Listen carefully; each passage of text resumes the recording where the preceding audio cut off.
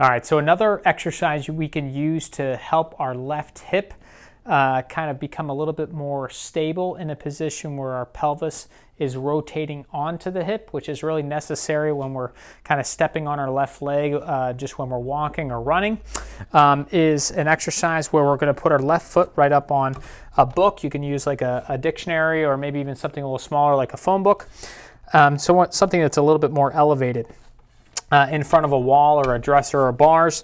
But this puts our right foot a little bit lower, which kind of tips the right pelvis a little bit lower and engages a little bit more of the muscles on the left side of our trunk, which is really necessary to get our pelvis and our ribs in a good position. So what we want to do is we want to put all your weight on that left leg. I want you to try and pull your heel of your foot back into the shoe so you really engage the left hamstring. And from there, you're going to kind of soften the knee up a little bit and turn your left butt cheek back. So you're turning the left butt cheek back, you're holding, pushing your left heel back in the shoe, engaging that left hamstring, offloading the right leg, all your weight's on the left. It's very active and engaging position.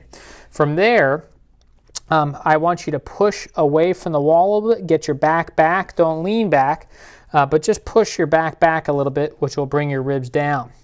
Okay, from there, exhale all your air so your ribs come down, and you're going to engage the left oblique, okay, on the left side. So you're not going to be leaning to the left to do that. You're just going to be turning the left pelvis back, pulling the left heel back, getting those ribs back, and breathing out, kind of lifting up that left hip, engaging that muscles on that left wall. From there, once you're in that position, you're going to kick that right leg out to the side, and when you do this, you don't want to rotate the hips back. That will be your first tendency.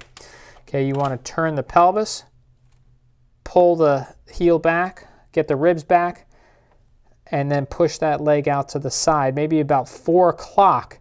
Not 3, but back a little bit while that right hip is forward. And if you're doing this right, you're going to really feel that left hip muscle right up in the upper butt into the lower butt really start to engage. And when in this position, you're just going to hold this position, exhale out all those airs, keep your left ab wall engaged, and start taking some deep breaths. 6 seconds out, 4 seconds in, trying to really expand that right lower back and getting air back in that position, which will really help solidify that left hip in that pelvic position.